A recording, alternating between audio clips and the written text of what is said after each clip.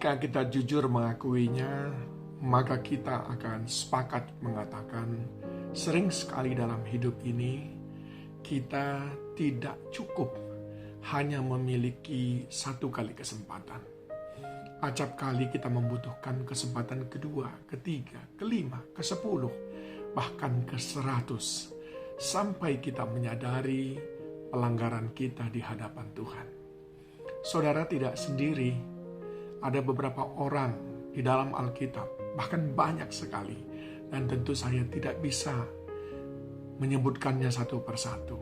Namun beberapa di antara mereka yang gagal pada kesempatan pertama, lalu Tuhan berikan kesempatan kedua. Yang menjadi pertanyaan bagi kita adalah, bagaimana caranya mendapatkan kesempatan kedua dari Tuhan? Sebab ada juga yang tidak mendapatkan kesempatan kedua. Sebut saja misalnya Simson, dia tidak mendapatkan kesempatan yang kedua. Atau Yudas Iskariot pun sama. Begitu mereka ditegur dan tidak mendengarkan, maka akhirnya mereka binasa. Ananias dan Safira juga sama. Tetapi ada banyak yang lain yang mendapatkan kesempatan yang kedua. Adakah Tuhan diskriminatif? Tentu tidak. Tetapi itu semuanya berkaitan dengan bagaimana respon kita terhadap apa yang Tuhan kehendaki. Mari kita lihat di dalam Yohanes 8 ayat 10-11 bercerita tentang perempuan sundal yang akan dilempari oleh ahli-ahli Taurat oleh karena mereka menemukan dia bersundal. Lalu Yesus bangkit berdiri dan berkata kepadanya, "Hai perempuan, di manakah mereka? Tidak adakah seorang yang menghukum engkau?" Jawabnya, "Tidak ada, Tuhan." Lalu kata Yesus, "Aku pun tidak menghukum engkau. Pergilah dan jangan berbuat dosa lagi mulai dari sekarang." Alkitab mencatat perempuan ini tertangkap basah, melakukan perbuatan najis, cemar. Lalu manusia mengadilinya. Dan Tuhan melepaskannya dengan kalimat, "Pergilah dan jangan berbuat dosa lagi mulai sekarang."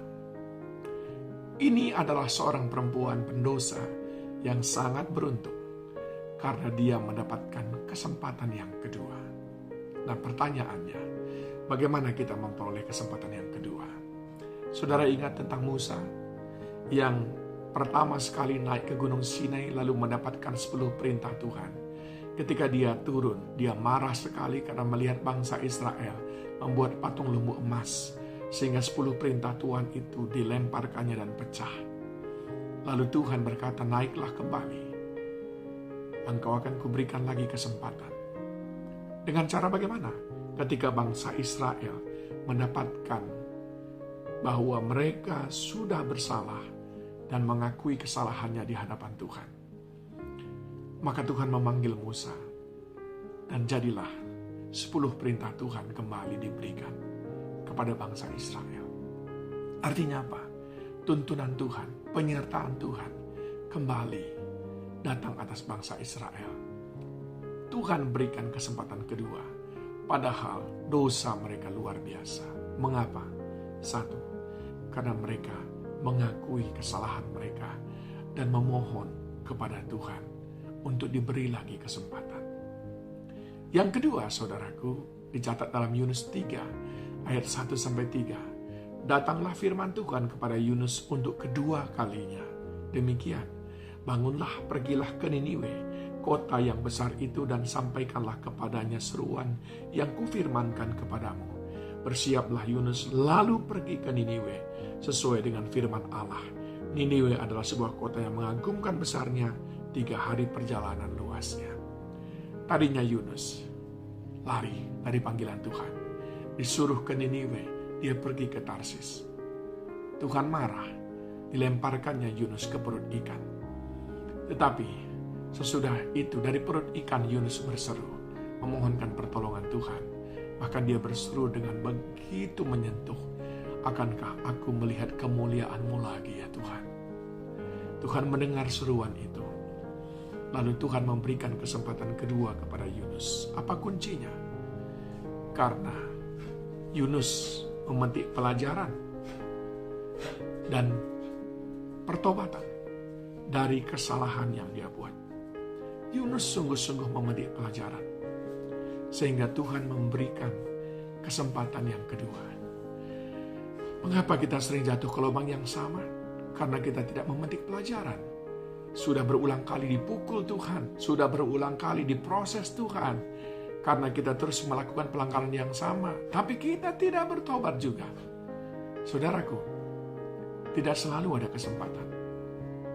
Tetapi kalau Tuhan memberikan saudara kesempatan yang kedua, itu tandanya saudara perlu sekali menghargai kesempatan itu dengan memetik pelajaran.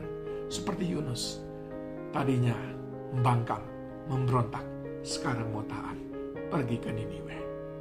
Yang ketiga, saudaraku, bagaimana kita boleh mendapatkan kesempatan kedua dari Tuhan? Belajar dari Petrus. Petrus yang tadinya diusir oleh Tuhan Yesus karena Petrus menghalangi rencana Allah dalam menyelamatkan manusia. Bahkan dia dihardik oleh Yesus, disebut setan, disebut iblis, karena tidak mengerti rencana Tuhan. Tetapi pada waktu mereka di pinggir pantai Danau Galilea, maka Yesus berbicara kepada Petrus, "Petrus, apakah engkau mengasihi aku?" Dicatat di dalam Yohanes pasal 21 ayat yang ke-6. Lalu Petrus menjawab, "Ya Tuhan, engkau tahu aku sangat mengasihi engkau." Lalu apa kata Tuhan Yesus? "Aku berikan kepadamu kesempatan yang kedua. Sekarang gembalakanlah domba-dombaku, jadilah pelayan." Petrus mendapatkan kesempatan kedua sesudah memperbaharui kasihnya kepada Tuhan. Yang keempat, bahkan kita belajar dari Daud yang berbuat jinah, mengambil istri orang, Batseba, dengan cara yang sangat jahat. Tapi Tuhan memberikan kepadanya kesempatan yang kedua. Mengapa? Karena Daud mengakui dosanya dengan terang-terangan dan membayar konsekuensi daripada dosanya itu. Mengaku dosa dan membayar konsekuensi dosa itu. Anaknya meninggal. Dan sesudah itu dia bangkit. Saudaraku, Alkitab penuh dengan kisah orang-orang yang mendapatkan kesempatan yang kedua. Saya tidak tahu apakah sekarang saudara membutuhkan kesempatan kedua atau ke-15 atau ke-300. Tapi saya mau katakan pada saudara, kalau Tuhan berikan kita kesempatan hari ini, tidak berarti untuk selamanya ada kesempatan itu. Sehingga jika hari ini engkau hidup, itu tandanya engkau diberi kesempatan untuk memperbaharui diri, supaya Tuhan memberikan kesempatan yang baru. Hari esok, tiada yang tahu. Jangan salah gunakan waktu ini, saudaraku. Pergunakan dengan bertobat, dengan mengakui kesalahan di hadapan Tuhan, seperti bangsa Israel. Dengan memetik pelajaran dari kesalahan kita, seperti Yunus. Begitu juga dengan mengambil kesempatan ini, memperbaharui kasih kita kepada Tuhan, serta mengaku dosa dan membayar konsekuensi dosa kita di hadapan Tuhan. Biarlah Tuhan yang penuh baik, rahmat dan kasih sayang itu membukakan sekali lagi kesempatan bagi kita. Tuhan Yesus memberkati.